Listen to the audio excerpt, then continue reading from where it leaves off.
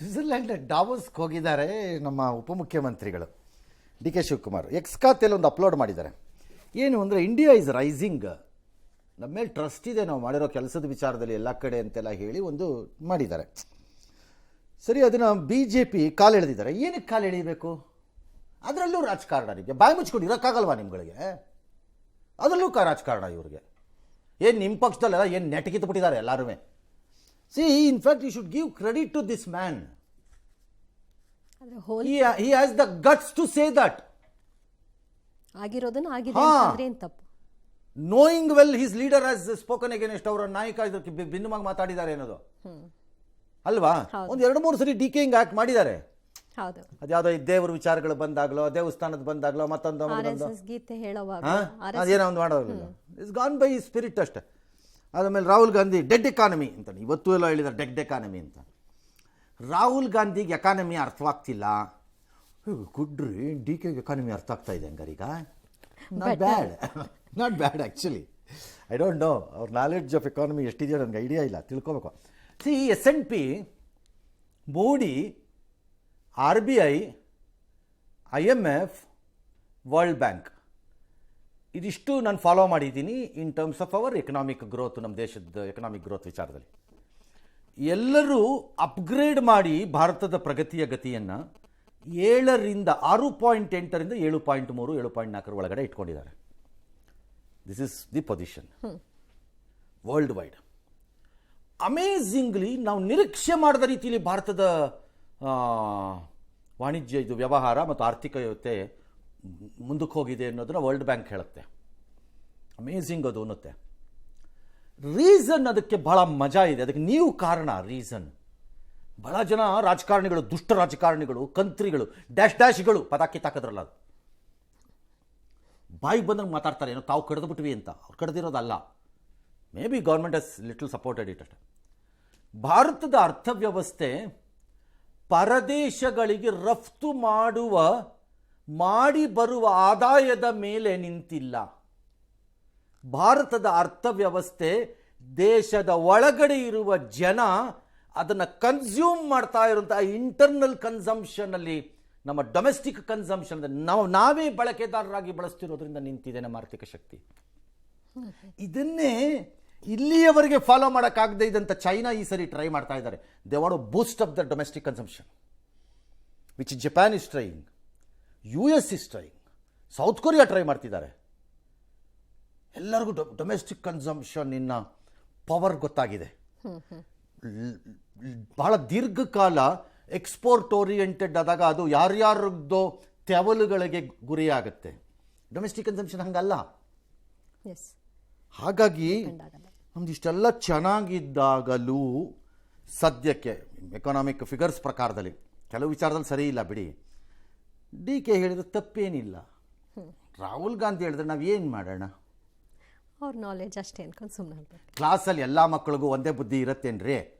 ಕ್ಲಾಸಲ್ಲಿ ಒಂದೊಂದು ಮಗುಗೆ ಒಂದೊಂದು ಬುದ್ಧಿ ಇರುತ್ತೆ. ಏನು ಮಾಡೋಕ್ಕಾಗತ್ತೆ? ಕಾಂಗ್ರೆಸ್ ಎಂಬ ಕ್ಲಾಸಲ್ಲಿ ಒಂದು ಮಗುಗೆ ಒಂದು ಬುದ್ಧಿ ಇದೆ, ಇನ್ನೊಂದು ಮಗುಗೆ ಒಂದು ಬುದ್ಧಿ ಇದೆ ಅಷ್ಟೇ.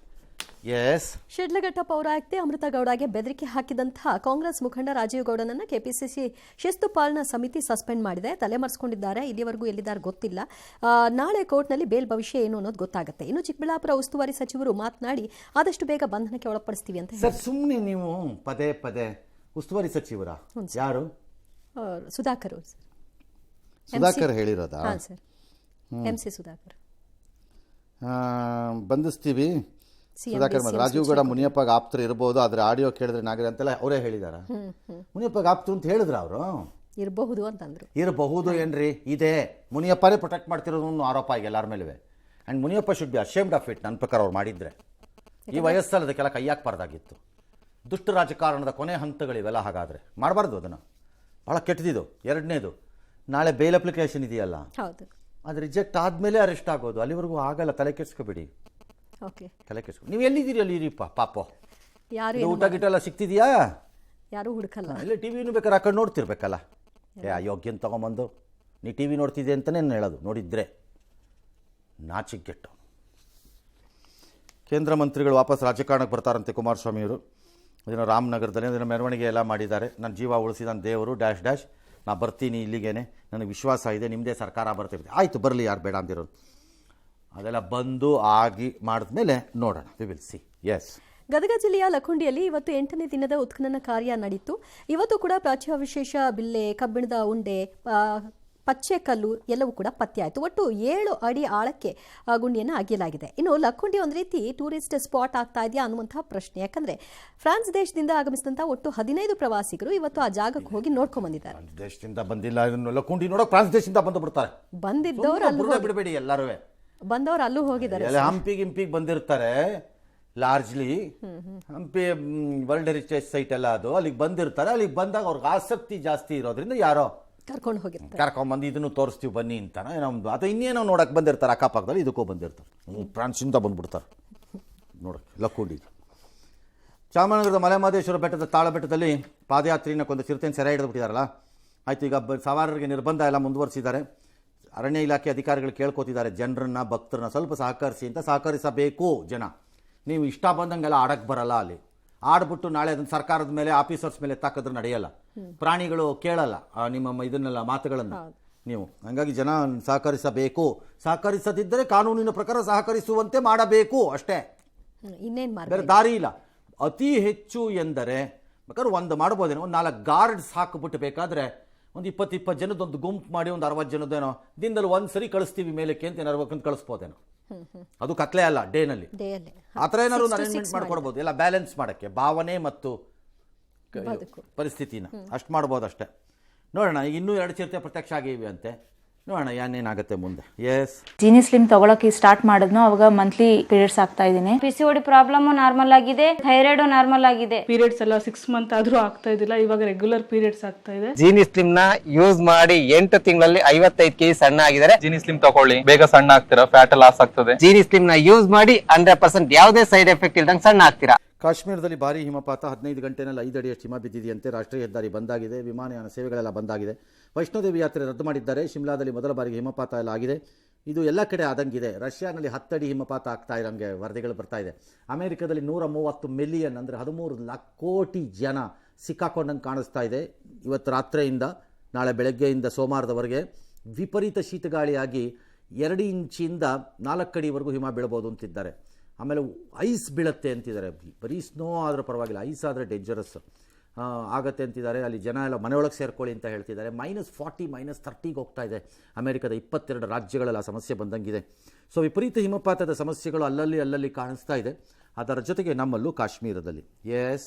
ರಾಜಸ್ಥಾನದಲ್ಲಿ ಪ್ರತ್ಯೇಕ ಕೊಲೆ ಕೇಸ್ನಲ್ಲಿ ಜೀವಾವಧಿ ಶಿಕ್ಷೆಗೆ ಗುರಿಯಾಗಿದ್ದಂತಹ 2 ಅಪರಾಧಿಗಳ ನಡುವೆ ಪ್ರೇಮಾಂಕುರ ಆಗಿದೆ. ಅವರಿಬ್ಬರ ಮದುವೆಗೆ ಈಗ ರಾಜಸ್ಥಾನ ಹೈಕೋರ್ಟ್ ಪೆರೋಲ್ ಮೇಲೆ ಅವಕಾಶವನ್ನು ಕೊಟ್ಟಿದೆ. ಪಕ್ಕದ ಮನೆ ಹೆಂಡತಿ ಆಕೆ ಜೊತೆ ಏನು ಸಂಬಂಧ ಇಟ್ಕೊಂಡಿದ್ದಂತೆ, ಅವಳಿಗೋಸ್ಕರ ಅವಳ ಗಂಡ ಮಕ್ಕಳು ಎಲ್ಲರನ್ನು ಕೊಲೆ ಮಾಡಿದ್ದಾನೆ. ಇಬ್ಬರಿಗೂ ಜೀವಾವಧಿ ಆಯಿತು. ಆಕೆನೂ ಉದ್ಯಮಿ ಜೊತೆಗೆ ಲವ್ ಮೀಟ್ ಮಾಡಿದ್ಲು, ಆಮೇಲೆ ಅವನ್ನೇ ಸಾಯಿಸ್ಬಿಟ್ಟಿದ್ಲು. ಏನೋ ಒಂದು ಆಗಿತ್ತು. ಈಗ ಅದೇನೋ ಲವ್ ಅಂತೆ ಇವ್ರದ್ದು. ಏನು ಲವ್.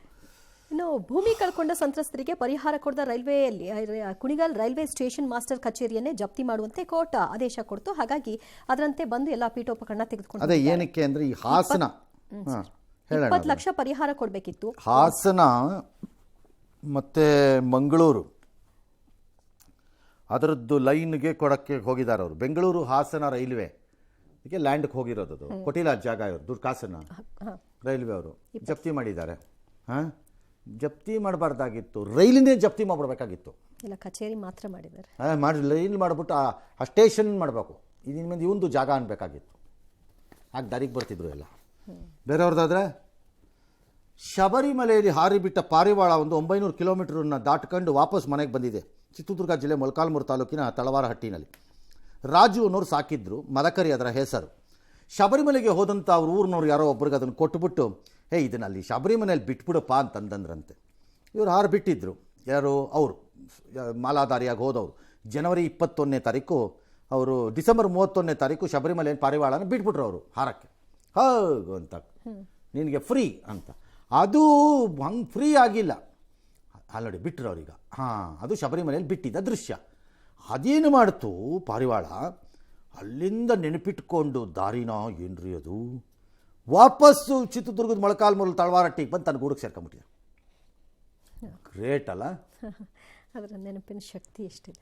ನೆನಪಿನ ಶಕ್ತಿ ಅಲ್ಲ, ಗೂಗಲ್ ಇಲ್ಲದೆ ಇದ್ರೆ ಸತ್ತೋಗ್ತೀವಿ ಅನ್ಕೋತಾರಲ್ಲ ಅವ್ರಿಗೆ ಪಾಠ. ಮೆಮೊರಿ ಅನ್ನೋದನ್ನು ಉಳಿಸ್ಕೊಂಡ್ರೆ ಯಾವ ಗೂಗಲ್ಲು ಇಲ್ಲ ಪೀಗಲ್ಲು ಇಲ್ಲ ಅಂತ ಅವ್ರಿಗೆ ಪಾಠ ಚುಚ್ಕೊಂಡು ಅಪ್ಪ ಅಮ್ಮನ ಹೆಸರು ನೋಡ್ತಾರಲ್ಲ ಅವ್ರಿಗೆ. ಹಾಂ, ಎಸ್.